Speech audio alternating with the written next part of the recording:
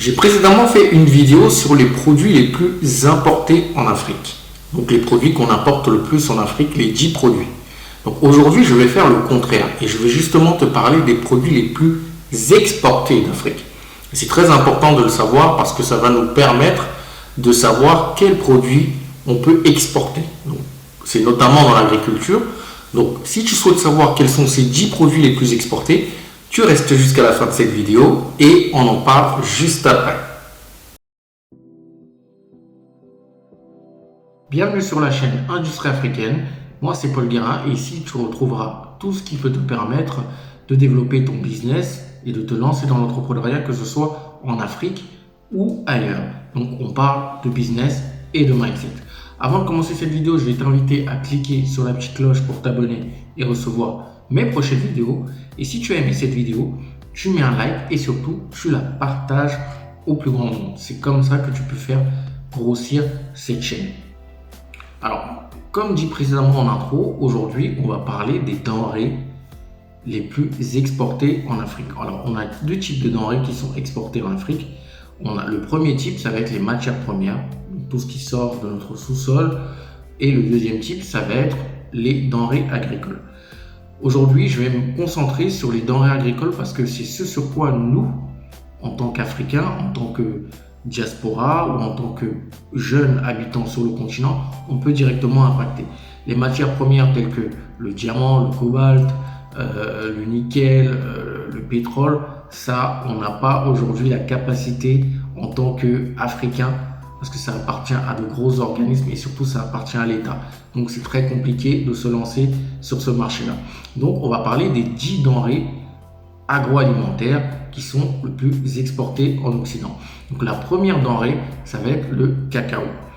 Le cacao est la denrée la plus exportée. On sait très bien que le Ghana et la Côte d'Ivoire sont les pays qui exportent le plus de cacao dans le monde. Et ce sont les premiers pays les premiers pays producteurs de cacao. Mais malheureusement, ils exportent en fèves de cacao, ce qui n'a pas une grande valeur ajoutée pour les agriculteurs de ces pays-là. Seconde denrée alimentaire la plus exportée, ça va être la noix de cajou. J'ai fait également une vidéo sur la noix de cajou et ce qui se passe avec cette denrée-là est inimaginable, quoi. C'est-à-dire que le fruit de l'anacadier est cultivé en Afrique et ensuite il est exporté brut et il fait quasiment le tour du monde. Il va jusqu'en Inde pour être décortiqué. Ensuite, il retourne au Brésil pour être industrialisé et ensuite il vient en Europe pour être vendu dans les magasins. Ça n'a aucun sens et c'est vraiment dommage qu'en Afrique on ne puisse pas l'industrialiser parce qu'il y a une très très forte demande de noix de cajou en Occident, surtout aux États-Unis et en Europe et en France.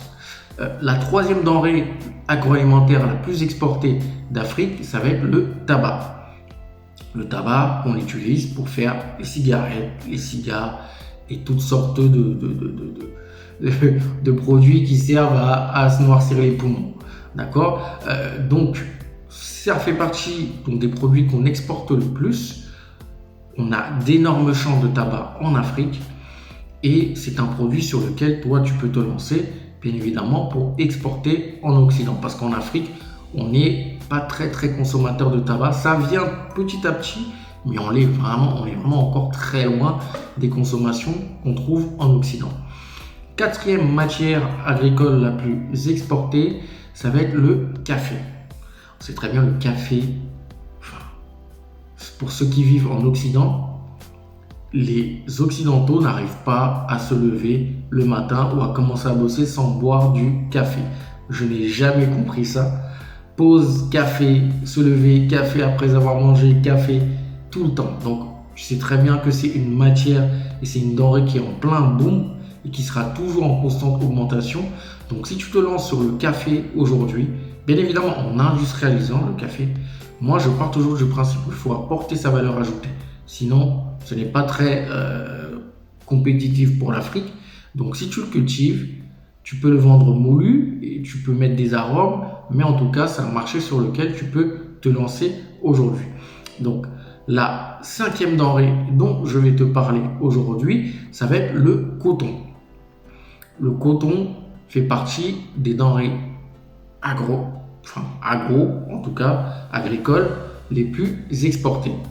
Parce que le coton, on en a besoin partout dans le monde pour faire les vêtements, pour faire les chaussures, pour faire les couettes, pour faire les oreillers, tout type de produits qu'on porte ou sur lesquels on se couche, ou même les canapés. On a besoin de coton pour faire énormément de choses. Et on sait très bien qu'on a énormément de champs de coton en Afrique. Donc tu peux également te lancer sur ce segment-là et l'exporter en Occident. La prochaine denrée, donc on est à la 7e denrée agroalimentaire dont je vais te parler, qui est le plus exporté d'Afrique, ça va être les graines de sésame. Les graines de sésame servent principalement soit à faire de la farine, ou soit est utilisées dans plusieurs aliments qui sont consommés ici en Europe. Donc, nous, on n'en consomme pas beaucoup en Afrique, les graines de sésame. En tout cas, au Cameroun, d'où je viens, et en Côte d'Ivoire et tous les pays que j'ai fait en Afrique, on n'en consomme pas énormément. Donc, c'est une denrée que toi, tu peux lancer et que tu peux exporter en Europe parce qu'en Europe, on est très grand consommateur de graines de sésame. La 8e denrée la plus exportée d'Afrique, ça va être le thé. On est très en Occident. Après l'eau, il faut savoir que c'est le thé qui est la boisson la plus consommée, d'accord, dans le monde. Après l'eau, c'est le thé. Donc tu sais que c'est une denrée qui est en constante, qui sera tout le temps en constante augmentation parce qu'on en consomme de plus en plus, parce que le thé, on sait très bien que le thé est antioxydant et il a des bienfaits sur notre organisme. Donc si tu te lances dans la culture du thé, ça peut être une très bonne opportunité. Si tu fais un thé qui est particulier avec des saveurs différentes de ce qui se fait sur le marché, tu peux forcément te positionner sur un marché et potentiellement devenir le leader, pourquoi pas. En tout cas, le vendre à des industriels à un très bon prix qui défie toute concurrence, mais bien évidemment en gardant ta marge. Donc ça, c'est la 9e matière la plus exportée. Donc le thé, les feuilles de thé. La dernière matière, donc la 10e la plus exportée, ça va être les fruits. Ça va être les fruits. Les fruits, tout ce qui est ananas, tout ce qui est papaye, tout ce qui est pastèque, tout ce qui est fruits de la passion, tout ce qui est mangue.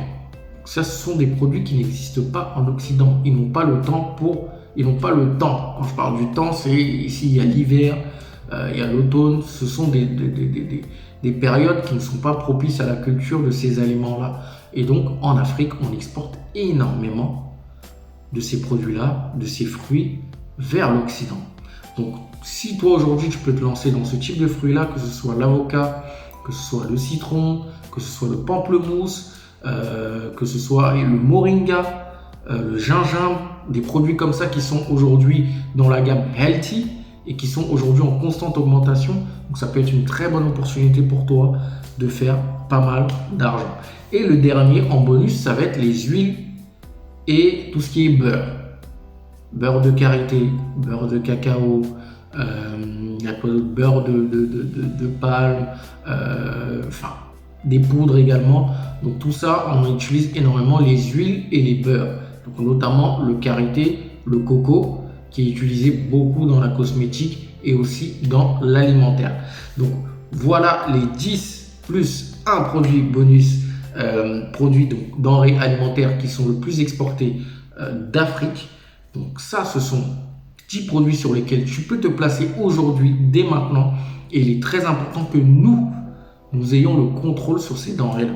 Parce que si nous n'avons pas de contrôle, ça va être les Chinois, ça va être les Russes qui sont en train d'arriver, ça va être les Européens, notamment les Français, qui vont venir s'approprier ces cultures-là, qui vont prendre nos terrains et nous, on ne sera que spectateurs.